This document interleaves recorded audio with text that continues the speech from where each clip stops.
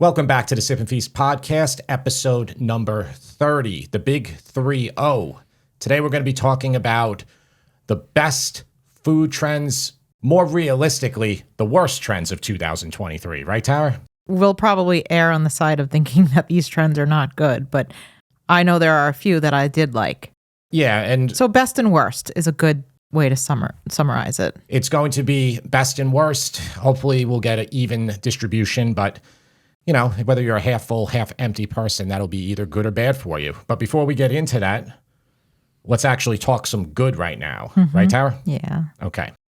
We're not recording this on Christmas morning, but this podcast will be uploaded on Christmas morning because we like to stick to our Monday schedule. So if you are, in fact, choosing to listen to us on the morning of December the 25th, we thank you for choosing to spend your Christmas morning with us. We hope you're doing something fun and cozy and enjoying time with loved ones. We want to say that we're really thankful for all of you for following along with us through the entire Sip and Feast journey, but specifically the podcast audience. Yeah, I think so because, you might be one of those people that isn't too interested in the cooking videos, but you really like the podcast. So if that's you, thank you for being here from the beginning or close to the beginning. It's been, it's 30 episodes, so that's a little bit more than half a year. I actually really like doing these podcasts. In the beginning when we started, I thought it was, a little bit maybe overwhelming. And as you can see, there's still no background here, but it looks nice. I mean, I guess I could put a green screen there or whatnot. We've been talking about a logo for a while and we're going to get this all set up, make it look real professional. But, more of you are listening on just through audio anyway. So that doesn't really make a difference, That's right. Yeah. And we want to just thank you again for being here, for tuning in each week. Your time is valuable. You giving us 30, 40 minutes, 50 minutes, some of these episodes. God, we had a few episodes that were an hour and 10 minutes. You devoting that much time to listening to our podcast is something that we are very grateful for. Yeah, I was just thinking that I feel like the podcast has been one of the best ways that we've actually been able to form relationships with our audience. I know that Patreon is one way that you have some relationships, but for me, since I'm the one that's getting all the emails for the podcast, that's right. I feel like we have our regulars Yep. that send us emails, and I look forward to them every week because whether they're funny or just warm, or maybe you're sharing a little bit about your family with me on a weekly basis, I love it. Like I love kind of building these more intimate, more personal relationships with you and getting to understand you and our audience a little bit better. So thank you. Yes, thank you. And Tara said it better than I could, which is normally the case. Tara, continue to say it better than me and take us right into the beginning of this one. We found an article that we thought was interesting. It was actually from Tasting Table, and they identified different food trends that are to be left behind, I guess, in 2023. So that prompted us to kind of say, all right, well, let's talk about some of the food trends that they've identified and other food trends that are also... Yeah, we'll add a couple to the list, but we want to give credit where credit is due. And I will give you a little secret on all podcasters, especially, I guess since I've been doing this for a while, I understand how the game is played now. Anybody who does social commentary on news, they are just pulling the news headlines from Drudge Report or CNN. Well, the AP Newswire. AP, I mean, that's where it's originating. But it's less from AP. They're trying to get ones that are like flamboyant headlines, and then they're pontificating on them. Yeah. And that's just how it's done. And a lot of times they're not telling you, oh, I'm reacting one by one to the Drudge Report. We are reacting to this Tasting Table article, and we will link it, okay? We're not including verbatim. We're just using their individual topics, and then we'll talk about it ourselves. Yeah, and then there's a few that they didn't have that I've got here, and we are going to make our own predictions. We're going to take out our crystal balls And Yeah. I'm going to make my prediction for 2024 and you're going to make yours. Yeah. Well, so let's do it. Let's get into it. So these aren't in any particular order, right, Tara? That's right. And again, this is from the article and tasting table that's titled Food Trends to Leave Behind 2023. Okay. The first one. And I'm going to be honest here. I think a lot of these trends originate from TikTok, Instagram. Yeah. Even beyond that, I'm not the most fluent in the trendy things going on. I'm not so either. Some of these I didn't know about. So I'm just going to say it that way. I question how popular they really are too. Yeah. That's the thing. One can easily be misled by the supposed popularity of a trend when it's trending on TikTok. Remember, things trend on TikTok for anywhere from a week, a few days to an hour or two. Things move quickly. That's right. Yeah. Okay. First up, eating organ meat, which was popularized by the Liver King. Yeah. So the Liver King, if you don't know who this guy is, captivated the world in, I wouldn't say it was just 2023. Definitely he was popular in 2022. And, you might not know who I'm talking about if you're not on TikTok, though I think he's very popular on Instagram too. He's this guy. I don't know his name. Sorry. And he's super tan at all times. And he supposedly was eating all liver meats, organ meats, all raw. Oh, so he kind of was outed. Animal livers. Yeah, he's not human he's not livers. a Hannibal Lecter. Yeah. He wasn't eating with some fava beans and a nice.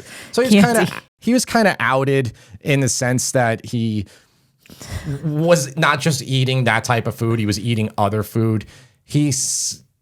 Supposedly he was taking a lot of anabolic steroids, and it was just like, no kidding. I mean, the guy's like older than me, and he looks like he's got the body of a professional bodybuilder, and people older than me are no longer professional bodybuilders because you can't have that much muscle on your body. But yeah, he sells all these supplements and he took over the world. And yeah, I hope that Tasting Table is correct that the eating of raw organ meats. Oh, he was eating them raw? Yeah, a lot of the pictures on Instagram were him taking the raw meat and like going like this. Oh. Yeah, I mean, like that can't be that. I'm just gonna look. I'm gonna show you right now. I didn't realize it was raw. Oh yeah, okay. So Liver King, 2.3 million followers on Instagram. This guy's an Adonis. He's an Adonis. Oh, I don't know if he's gonna eat that or if no. he's gonna put it on the grill. No, please. He's got his kids in the videos too. I can't turn it off. How old is he? Oh man, he's born in 1976 or 77. Ooh, so he's only a year than us. He's only 1 or 2 years older than me. Oh man, I'm feeling old, but no more time to be spent on the Liver King. And Tara, I'm probably not reading the room wrong. I don't think most of our audience knows. I think I need some anti-nausea medication because seeing that just made me feel ill. All right, on to the next. Cooking on the counter. So there's a trend of preparing meals and like slopping them all on your counter so that people could eat almost like animals eating from a trough. So what do you think of this? Because it's not just that. Wasn't it more about just like how TikTokers and influencers prepare how they cook food for the audience? No, my understanding is that it's a little bit more than that. Okay, explain this one, Tara. What does this mean? All right, I'm just going to read this from the article. Yeah. It's basically people preparing meals directly on their kitchen counters. They will dump pasta onto the granite, pour over sauce. Some even light it on fire, toss in an assortment of cheeses and who knows what else. We're pretty sure some people just blindly grab at anything in their cabinets and pour it onto this monstrosity, then mix it up and serve. Yeah, so this is definitely... So it's like not using a plate. Yeah. Like you have people over your house for a dinner party and you're just throwing a bunch of crap on your kitchen counter. I wouldn't want to eat off of someone's counter. Definitely not a fan of that. I think it's, again, maybe I'm dating myself with my age here. Maybe you're listening to me and you're 25 and you're like, Jim, come on. That's how we do it. No, I think it's just kind of silly.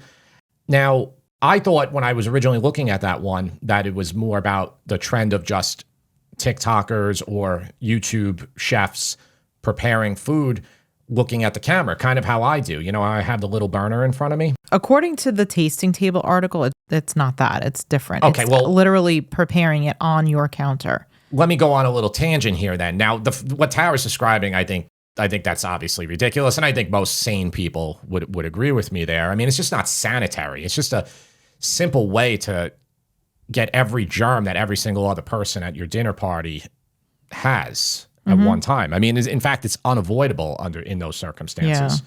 So when I make the cooking videos, when I first started, I used to I wanted the camera to be on the burner, like I use a portable burner, and I wanted to be on the pan, like close up, and the food when I was like cutting it, and I would like tilt my head all the way in, and I looked ridiculous. And a lot of YouTubers still do this, and pretty much every TikToker, it's an Instagram person. It's like you have to be you're a card carrying member of the I bend down and look into the camera society if you make videos for those platforms. But I got away from that probably 2 years ago, Tara, I would say. Thank God. We were getting a lot of complaints about it. You get a lot of people. Even if we share an old video now, people will be like, why are you bending down? You look ridiculous. That's not good for your back or anything like that. And I agree. I don't understand. Yeah, we still do get the complaints from the old videos. And I always say, oh, I'll take my DeLorean back 3 years ago and tell myself. Yeah. But no, it looks ridiculous. And I think as you get more professional, maybe, of how you want to create content to people, I think, though, the reason it's popular on Instagram, TikTok, is it's very intimate with the audience. You know, they'll always start the TikTok or the reel and they'll shove the food in their mouth and their like nostrils and teeth are like into the screen. I don't want to be that intimate with anybody, maybe except for you because you're my husband. But I don't really want to see the up close and personal view of somebody's mouth and nose hairs and them shoving food into their mouth. It kind of just... Yeah. I'm not a fan of it. I don't like it. I'm not a fan of it. I just think it looks unprofessional. And the other thing is I'm not a fan of the thumbnails that have people eating stuff like shoving food in their mouth. And that is another very popular trend on YouTube. Popular. Yeah. I just can't do it. I think it's my age. You're an old... Liver King is doing much sillier stuff than anybody. He's older than me. You're an old curmudgeon. I am. Grumpy I got to talk man. to Liver King. Yeah. How do I get young like you, sir? Let's move on to the next one. Okay. The next one is restaurant service charges. So I want to talk about tipping culture, but I also want to say that the restaurant service charges, they're not just for tips anymore. You'll be charged a fee, like what's called a service fee, if you're late for a reservation, even just like 15 minutes late. Oh, yeah, I heard of those. Yeah. And the other thing is that you... in most cases would assume that something that's deemed a service fee would go to the staff, but that's not always true. In New York State, the service fee has to go to the staff, but in other states, like California and Florida are an example, the charge can go anywhere and often goes back to the owner of the establishment. Yeah, I mean, I'm not a fan of the service charge culture. Now, I get it. Things are expensive and they're getting worse day by day. Mm-hmm. You know, maybe you follow financial news and you say, Jim, you're wrong. The CPI is trending down. Look at it year over year, or even look at it, zoom out to a couple year period. You know, you might have ebbs and flows, but the overall trend of this stuff is just, it's getting worse. And I think a big way to like recoup some of your costs by whether you're a business, restaurant, is to add those surcharges on. And, you know, they just nail you. We were ordering food the other night, Heroes, and we were going to do a whole episode on this, but I know I'm kind of veering here a little bit. It's DoorDash or Postmates or one of those companies. They're all the same. They bring no differentiation or intellectual property to the table. It's all the same technology, and it's just, there's like 10 of them competing right now for your business. But you can say have a sandwich or whatever that's $16. You go on their site and it will automatically become $19, the same sandwich. Then on top of that, there's also a delivery fee on top. On and top then of you're supposed to tip. And then you're supposed to tip. When you get down to it, $60 worth of food by ordering it through them will turn into $90. Yeah. And I heard that the owners are not really making out in this. It's just I believe the delivery companies. The delivery, once you start using a delivery company like an Uber Eats, I believe they have a say in what you charge for items on your menu. Yeah, they're like the mafia. Yeah. They come in and they never let go of your business. Yeah. But I agree. I think, the service fees and even, what people are calling tipping culture is kind of getting a little out of hand. The one thing that I will say that I do always tip for is a barista. And obviously for servers in a restaurant when somebody is serving you. I consider myself a great tipper. Mm-hmm. I will often tip up to 40%, sometimes 50%. Okay. We'll go to a place over here. It's like a local bar and we'll get burgers or whatever. We'll end up leaving like a $30 or $40 tip on like a $50 bill. And it's just, I often do this, like, it's fine. The person's spending the same amount of time. My problem was always with and maybe you have a problem with me tipping that much. That's fine. We can agree to disagree. My problem was always with the going to get food as a pickup order. Right. And then then you're being asked to tip. Screen they turn towards you and they're like, oh, 15%, 20%, 30%. I'm like, I'm just getting takeout here. The whole reason I drove to you was so that you didn't have to tip. So I didn't have to tip. Yeah. So I didn't have to get the fee. It's just, that person behind the counter, the worker there is being paid not a waiter wage. A waiter, bartender's wages by law are allowed to be less than the minimum wage. Not the other person though. So that's right. Maybe you're saying, Jim, you're being cheap. I don't know. Or maybe you're saying, Jim, you're being too generous. All right. The next one. I'm not familiar with this.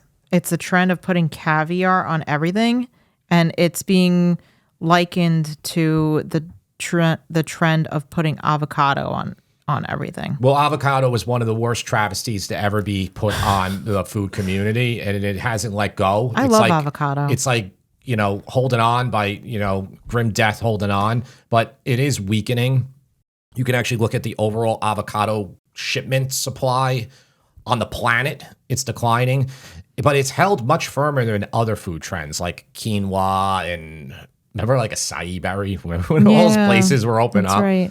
But no, avocado, was a bad one. I don't think that caviar is anywhere near that. I've never we go even to some heard fancy this. restaurants, I would say, and I haven't really had any experience with overloads of caviar.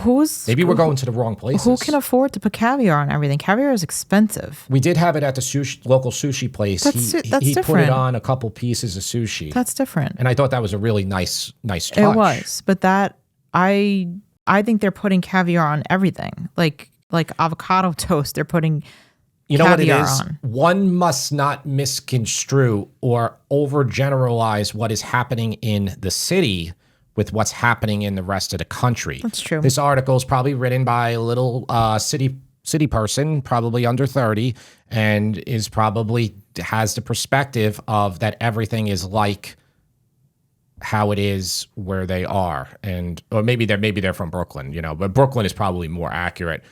I don't know. Maybe the writer is like 60 years old. Okay, the next one is restaurant QR menus. So where you go to a restaurant and you have to take out your phone, scan a QR code in order to access the menu.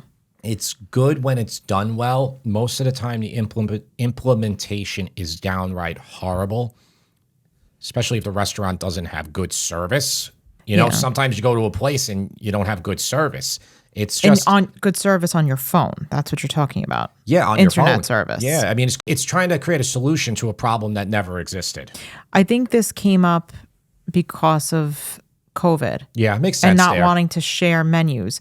But I don't know. I feel like it's even worse. Like you're scanning it with your phone, and then if you're with a group of people, and let's say like if we were to go with our parents, I would probably scan the code for them and then pass them my phone. Isn't it more unsanitary to pass a phone around? Because you're saying our parents wouldn't be able to figure it out. Yeah. Yeah, no, that makes sense. I think really a lot of these tech solutions, they kind of fail right around the age we're at. The reason that we're reasonably, able to navigate this stuff is because this is what we do for a living. We create content. where the cameraman, the video editor, the audio editor, the website developer, the website engineer, and even still with all that, it still is overwhelming. And yeah, I think it's a problem that didn't need solving. Maybe in that short period of time, but call me old fashioned. I like menus. Yeah. Also, I notice a lot of times if you do get a QR menu, you don't have access to their specials. It's that's not included. That's the problem of the management there. They probably don't have anybody, again, who's keeping that up Savvy. to date. Yep. What I like the best, the simplest thing, and a lot of restaurants, there's one restaurant that we go to that's really good, just do a little paper printout. Throw the paper out at the end of the night. It doesn't need especially to if be you're fancy. changing your menu often. The next one is upcharging for bone broth. That's ridiculous. Bone broth is just stock anyway. I mean, what are you going to say? Oh, no, Jim, it's technically bone broth when it's been, cooked for longer than 10 hours. When is it become bone broth and stop being stock, Tara? Don't the bones for bone broth need to be roasted and then used? That's how stocks are always made. You should always make a stock that way. So what's the difference? It's when the hipster says so. Oh, That's okay. it. No, I don't know. I mean, I would say technically, I would call it a bone broth, I guess, if it's gone 24 hours. Okay. But, a stock is you're taking meaty bones and you're extracting the flavor, the gelatin, everything from those bones. And that does not need to, it doesn't start happening at, say, the 10-hour mark. It's already happening. It's leaching from it. It's coming out of it. Versus when you make a broth, you're not really getting too much from the bones because you're doing your broth in about 2 or 3 hours. Like when you do a whole chicken, you get chicken broth from it. Like when you're making chicken soup. All right. The next thing, and this, I feel like this one is similar to the preparing your food on a counter, but these are something called butter boards. And I have heard of these. So it's like similar to a charcuterie board in the sense that it uses a cutting board. But what you're doing is you're taking a cutting board and you're smearing it with different types of butter. Anything else on there? Maybe like herbs and like maybe some like sliced So that's onions the whole something. meal though? No, it's like an appetizer. Oh. So you're smearing the board with different types of butter or even cream cheese or whatever. And then you're serving it with bread. And your guests are supposed to just rip a piece of bread and smear it into the butter board. I guess that could work. I mean, it seems like a solution to a problem that never existed. If you take a nice warmed up herb butter, you put it in a bowl, everybody has their own spreader. People can then put it on their bread. It reminded me of dip almost, but instead of like a dip, it's butter. I don't want to, I know I'm coming off as this curmudgeon and Tara's looking at me the whole time like she's like, I think somebody my age has a tendency to, and then, older than me has a tendency to say everything that's being developed by a millennial or a Gen Z person is, stupid if it's on TikTok. Well, the person that wrote this article said these are the trends to leave behind. Yeah. And okay. So then I agree with her. And again, but I think it speaks more to maybe the places that we go to that we haven't even encountered a butter board. I think I don't know if it's something you'd get in a restaurant. I think it's maybe something you have when you go to somebody's house. So probably popular on TikTok or Instagram again. Probably. I mean, if my mom tells me she's making a butter board for your mom for Christmas, I'm gonna be worried. Didn't your mom make the feta cheese tomato thing that went viral? She told me, she's like, I heard of this. No, I think it was my aunt. She's like, I heard of this tomato feta. Yeah, she was like, Jimmy, you need to make it for the website. Yeah, she told me I need to make it. I was like, oh God. Oh God. Hey, I made French onion meatballs last week. Those were good. Yeah. I'm never I don't even ever want to mention TikTok in a cooking video again. No, if people were just like, what are you doing, Jim? And you know what? They were right. You didn't say like, I love TikTok and I got this idea. No, you said it was something that was trending on TikTok. Moving on, $20 burgers. Fancy burgers that cost too much. First of all, this is probably dated because $20 burger, pretty much every place out here, it's anywhere from $16 to $20 for a burger. That bar I was just talking about, which is kind of a dive bar that we leave a nice tip. The burgers, they have about 4 burgers on the menu, and they're about 16 to 20. Yeah. So, yeah. I think they're also talking about like the fancier burgers, like a Burgerology type place. Yeah, I mean, I said it in the steak au poivre video. As we were eating it, I said I bought 4 New York strips from Costco, and all 4 of those strips was $60.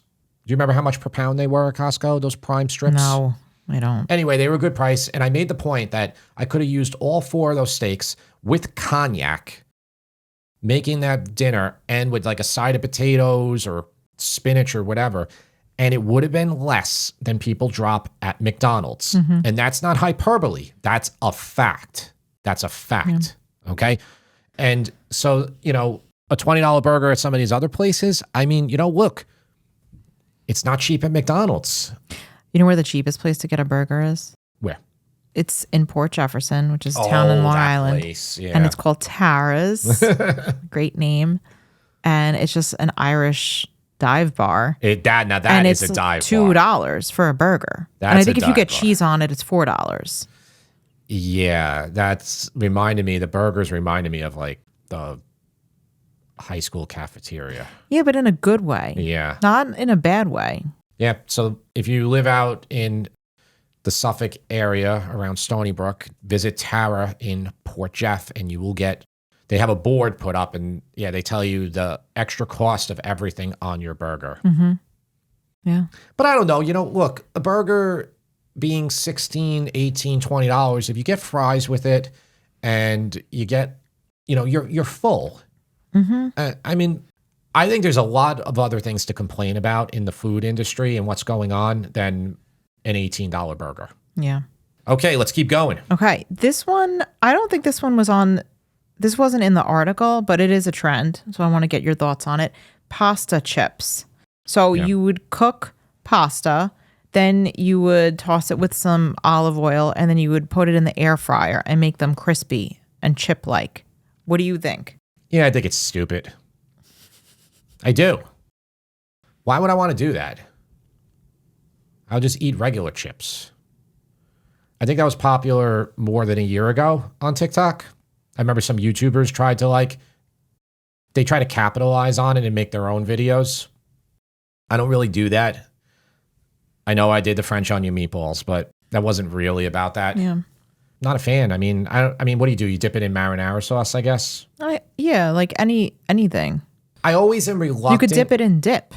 Like a feta. I saw somebody did it with like a creamy feta dip.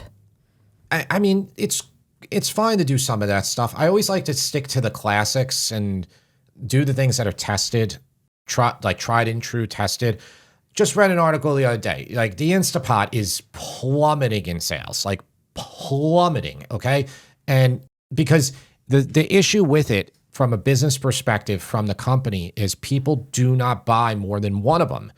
So small appliances like that is a really tough game to be in because you sell a product that you don't want to engineer to break for the customer. That's it. They're good. They're good. They're good forever. And they can't, what do they do? What other features do they add in there to get somebody to upgrade on it? But it's more that people, the recipe community who does recipes, they don't want those anymore. Google Trends, the words are plummeting, all that. So, I mean, we still got one. We use it for rice.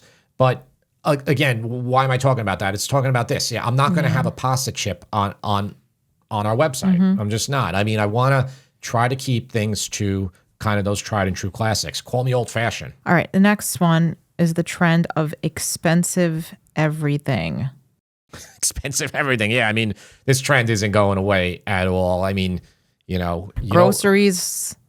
No, this is not just food and restaurants. This is groceries and everything. The biggest problem, and again, this isn't an economics podcast, but the biggest problem is just, it's called like the expectations of employees. So employers are the last thing they will do. They will change the size of the can. Okay. What's that called, Tara, when they change the size of the can and sell it for the same price? It's not deflation. Starts What with is an it? S. Stagflation? Shrinkflation. Shrinkflation. So you have 16-ounce beans. 5 years ago, everything came in a 16-ounce can. Then it went to a 15-ounce. Then it went to like a 14.2. Now you'll see some cans that are like a 13.5. That's an easy one for them to do. Dorito bag, same thing. Make it smaller. But the one that they really don't want to do is to increase wages. Because once they do that, you cannot lower wages for your employees. Yeah, it's that's true. impossible to do this. It's just really hard. When you're selling product, anything, you can just, supply and demand, you can just move it. But with that, employment, all that, and you have unions that negotiate stuff for people. But no, this thing is not getting better. And I think it's concerning for the general population. I think an $18 burger is the least of people's worries. I think the bigger worry is going into the supermarket and just seeing the price of everything. Like you could take a cart 10 years ago and fill it up with all the stuff and it would cost, say, $150. Yeah. Today you do the same thing and it costs $550. I feel like there's so many expensive trends too that for younger kids, like, and I'm talking about like high school, junior high school kids, when I think back to when we were kids, the one expensive trend that was around was the Z Caviar trend. And those were, I think they were like $75 for a pair of pants back then, which was expensive. Yeah. And still is, in my opinion. But I'm noticing that there seems to be more and more. Like, I was at James's basketball game the other day and the cheer team was there and they had all of their Stanley tumbler cups lined up there. There must have been like 20 of them. And these Stanley cups are like $45. Yeah. So it seemed like every girl on the cheer team had one. And it's not just that. Like, these cups are everywhere. They're very popular with girls specifically, like Sammy's age in high school. Well, that went viral, one of them, because the whole thing burnt on fire, a car, and that thing survived. Oh, really? Is that what happened? Yeah. Oh, I didn't know that. Yeah, and that gave So further. I mean, I get that it's a good product, but when I was that age, there's no way my parents were buying anything like that for me. The other thing is a lot of girls that age now have like very expensive $100 nails that they get done every 2-3 weeks. The makeup and the skincare products that these girls are using. I also noticed with the sneakers, we'll go in the outlet, I really have a limit. I will not spend more than $70 on a pair of sneakers from the Nike outlet. No matter what, I won't. I just won't. Maybe it's been ingrained to me from when I was young, but often I'll find a pair for $39. There's aisles go by price. So there's a couple aisles in the middle of that outlet that are, each sneaker is $159 or more. Like they go into the 2s, 3s, and I see kids there. It's where all the kids are when we go in there. Yeah. They're all looking at those sneakers. Yeah, but I mean, aside from that, I mean, it can get, you can find $1,000 sneakers on some of these apps like StockX and Goat. You do the best you can with your. I just don't remember it being like that, or maybe it's where I like. It's where you grew up. I grew up in a more, I would say, blue collar area. I did too, and I don't know if it's just I don't know, but I think it's like all my friends outrageous. All my friends' parents either worked for the county, maybe a teacher, police officer. My dad was a police officer. It would be rare for anybody to be like, yeah, my dad works at Goldman Sachs. If the dad worked at Goldman Sachs, they wouldn't be living in the town that I grew up in. They'd be living in a different town. And there were a few families like that, but I think everybody, for the most part, kind of had the same amount of income. Yeah. Now you see bigger disparities, I guess. Yeah.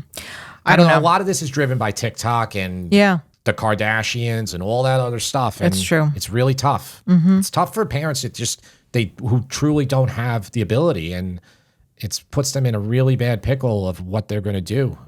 Yeah. It's tough. All right. One more trend that I wanted to mention, and this is a trend that I was particularly happy about, is the non-alcoholic beverage trend. According to Drizzly's 2023 Consumer Trend Report, 50% of survey takers tried non-alcoholic beer, wine, or spirits to see if they like it. 39% turned to the category when drinking less. 31% turned to it when observing a healthier lifestyle, and 35% when they cannot drink alcohol for a specific reason. So I have noticed that, and this is not a knock on O'Doul's or some of the, original non-alcoholic beer, but there are a lot of companies that traditionally would make regular beer that you can get non-alcoholic versions. You can get non-alcoholic Guinness. You can get Heineken. You can get Heineken non-alcoholic, Heineken Zero, I think it's called. Even some of the more like craft type breweries like Lagunitas, they have a non-alcoholic IPA. And then you have companies like Athletic Brewing Company where they just make non-alcoholic beer. And their non-alcoholic beer is fantastic. I would highly recommend it. You have other companies like Gia. Gia, they make a non-alcoholic aperitif. They did sponsor 2 of our YouTube videos. When we used to do sponsors. When we did sponsors. We don't do sponsors anymore. Well, not for right now. That doesn't not mean for it's not going to resume. Yeah, not for right now. At some point. But we are taking a break from doing sponsors. But Gia is a product that I actually have purchased for myself since we did the sponsorship video for them. And I was really happy to see that Target now carries Well, they were on Gia. Shark. Weren't they on Shark Tank as They well? were. Yeah. They were on Shark Tank. So, there's more and more cropping up. There's more and more non-alcoholic spirits that are coming onto the market too, like Seedlip, Monday, different companies making these spirits, so you can actually make mocktails. And there's more restaurants that are offering these types of mixed drinks with non-alcoholic spirits. So were they saying this is the worst or best trend? I think this is good. I wanted to see if it was a trend, so I just did some research, and it did come up according to Drizzly. This was not on the list, but I felt like this was a trend, so I wanted to learn a little bit more about it, and my hypothesis was correct. You know what it is? People will part with a lot of money for alcohol, so you wonder how much. So, like, say you sell a 12-pack of beer. 12-pack of Heineken, and it costs, I don't know, what does a 12-pack of Heineken cost? I don't even know anymore. What is it, $20? I don't know. I have no idea. I do drink an occasional beer, but I don't buy 6 or 12 packs of beer. It's been a long time since I've done that. I feel like a 6-pack is like $10.99 or something like that. So that's why I was thinking a 12-pack would be around that much. Yeah. So I think people are much more willing to part with $20 for, say, a 12-pack. When their perceived benefit is they're going to get drunk, I guess. And are they as willing to part with the same $20 for 12-pack of non-alcoholic beer? I don't know. Yeah. I mean, I do. What do you think? I mean, would you? I don't think it costs more for the business to make the beer with alcohol versus without. I think it's mostly a labor equation. Yeah. And the labor is the same. But I might be wrong here. I don't know. If you have tried any non-alcoholic beer or spirits that I have not mentioned and you want to share, I'm all ears. Yeah, Tara was collecting them for a long time. She was the bone collector for non-alcoholic beers. There was so many of them. Yeah. I was like, this is taking up way too much room in the fridge because I had no interest in drinking a non-alcoholic beer. I just didn't. That's okay. You don't have to. Yeah. I like them. Okay, let's move on. Let's whip out our crystal balls and make predictions. We each get one prediction. So, Jim, prediction for 2024 food trend. What is your prediction? Okay, so my one prediction is that inflation is going to get worse, regardless of what you hear in the news media of it going down. They're going to say it's going down. They're going to say it. And just, you got to zoom out here. And home prices are at an all-time high. Everything is at an all-time high. I know gas prices have come down. Once these big companies started making those changes with the food, they are not going to start lowering prices again. All those changes, all that money now, even if their input costs go down, that's all going to be gravy on their bottom line. They're not going to be like, oh, now all these inputs cost less. Let's lower the Doritos again. They're not going to do it. And I think this is going to be a problem for a lot of families in America. And I think it is a big problem. So because of that projection of mine, I believe that more inexpensive food is going to continue to be on the rise. We've leaned into that the whole time since we've been making our YouTube cooking videos. We are more so me, I shouldn't say we. I am very much against the Wagyu beef movement, the Wagyu creators, all this stuff. Just basically, they're just like, I believe that it's not good. I think that they're really making these videos, these flamboyant videos, making a huge amount of people feel jealous that they can't have that type of food. Basically, it's like, look at me, my life is great. I don't want to do that type of content. And, I just want to be honest here. We don't buy that type of food for ourselves when we're not making a video. We don't. We do enjoy a nice steak. Like we do have gone to Ruth Chris 2 times in the last year. But no, you're not going to see that stuff on our channel. What you are going to see is going to be more stuff that is affordable for the family, so that you can make a really good meal at a less than McDonald's price, which isn't too hard to do still. The arbitrage is there. I can do it. Mm-hmm. Like I did with the steak au poivre. Mm-hmm. Yeah. And actually, I think in our next podcast episode, we are going to talk a little bit about some of the more budget-friendly foods, because we're going to be talking about New Year's resolutions. And for many folks, one of their resolutions is often, I'm going to try and be a little bit more budget friendly when it comes to my diet, or when it comes to this or that. So we'll talk about that in the next episode. Okay. So are you ready for my prediction? I am. Mine is a little bit more precise. Yours is broader. Mine's a little more narrow. Okay. Let's hear it. My prediction is that extra virgin olive oil is going to become a more popular fat that is used in foods that are maybe not so expected. I will give you an example. So I've been buying this ice cream. It's called Wild Good, and it's made with extra virgin olive oil instead of it's like a plant-based thing. And it's really good. I don't know if you knew this. I just found this out today. Starbucks just recently released, it's called Oleato, and it's like, instead of them putting like a creamer or something in, although they are using, I think they are using like an oat milk in this one, it's made with Partana olive oil. So that's the fat. So it's like kind of like the Bullet coffee, except instead of butter, they're using olive oil. That's my understanding. I've never tried it. How did Partana swing that? I don't know, but I am going to actually try that the next time I go to a Starbucks.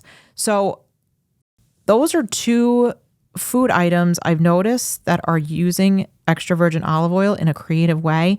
I think that trend could continue into 2024, and that's going to be my prediction. I would love to see that happen. Extra virgin olive oil is a really good fat.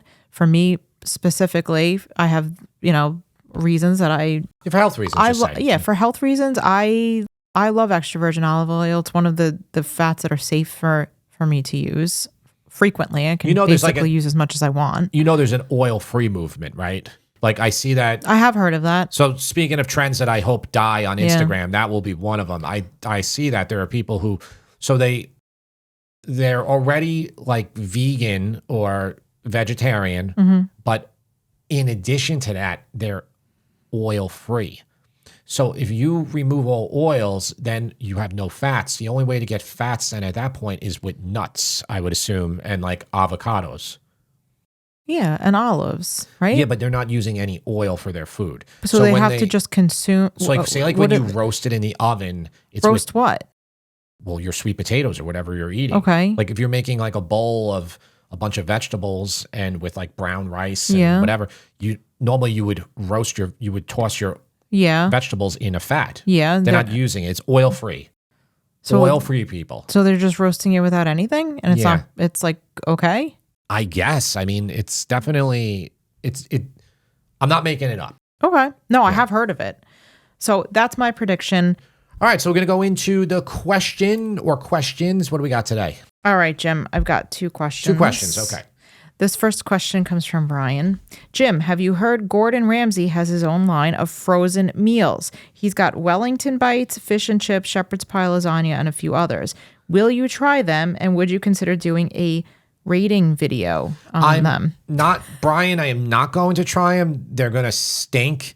And he can do whatever he wants. He can make his own cat food and, people Bobby will buy Flay makes his own cat food. There you go. There you go. The two of them. It's not going to hurt his brand. Nothing will hurt him. He's invincible. I mean, not that I'm wishing that anything happens to him either. I'm sure he's a great guy, So you wouldn't do a taste testing video of some of Gordon Ramsay's? It's just not my type of content, Brian. I do think, though, that there'll be hundreds of people on TikTok and Instagram and probably YouTube, too, who will do the taste test of that type of food.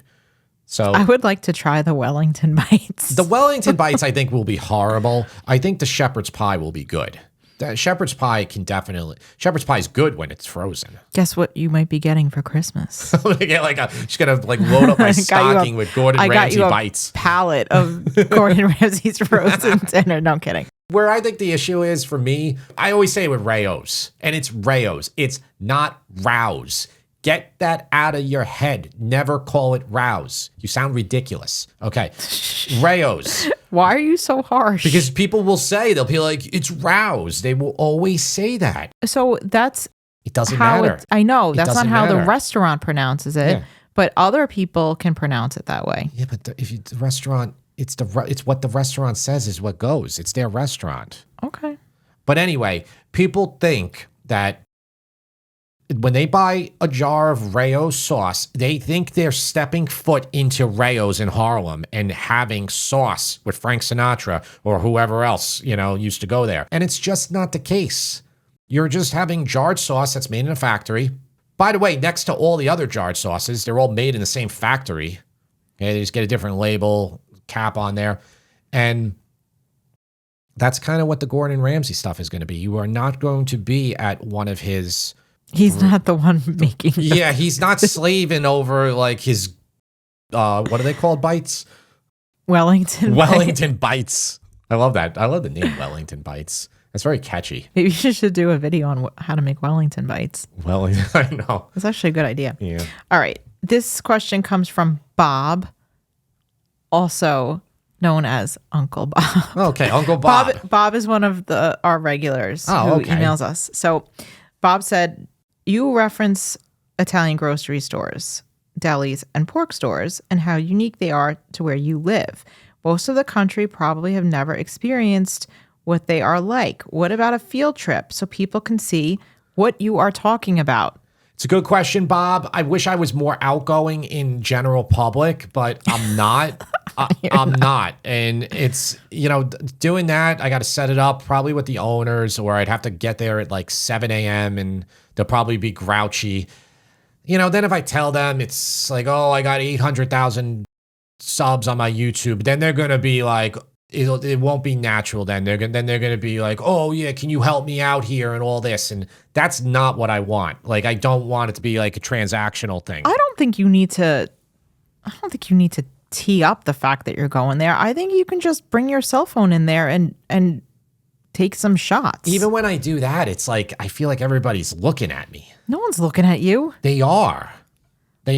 Now, the other day, Bob, I did at Uncle Giuseppe's, Tara and I went early, which Uncle Giuseppe's is this big supermarket. It's a full-size supermarket that's for Italian ingredients, hence the name Uncle Giuseppe's.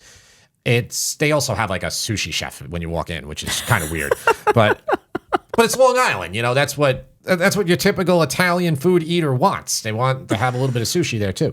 And, I filmed there early in the day, the cheese section. I put it on the Instagram story. And by the way, if you ever want to see stuff like that, it will always just be on Instagram. And if you're not following Instagram, it's Sip and Feast.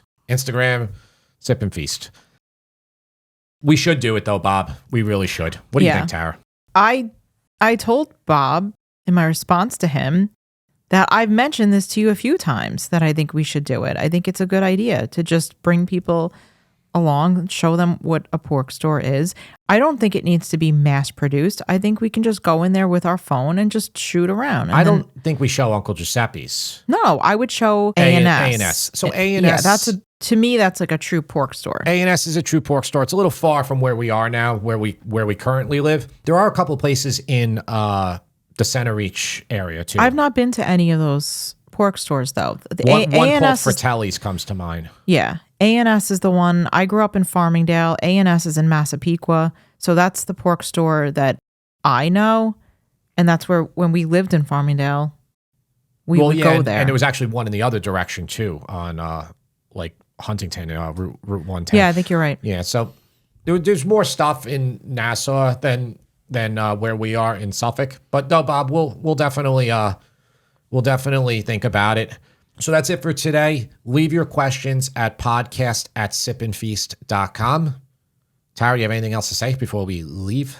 If you could, if you're listening through Apple or Spotify and you want to leave us a rating, that would be great. It really helps us out. Yeah, a 5-star rating, not a... don't. Yeah. Come on, Yeah, Tara. don't help us out by giving us a 1 star and saying Jim talks too much. Yeah, leave us a rating. Although I've been considering doing that myself. I don't think it does anything for like to help a podcast. I'm not sure if it does. I think Apple goes more off of subscribers. So that's if you have subscribers. So the more important thing would be, if you're not subscribed yet to this podcast, to subscribe to it, turn on notifications so you will get notified right when it comes out. We might be changing the podcast release date to Sunday night. That's effectively, that's not going to change the listening for you, because if we put it out at 12 o'clock on, or 12 a.m.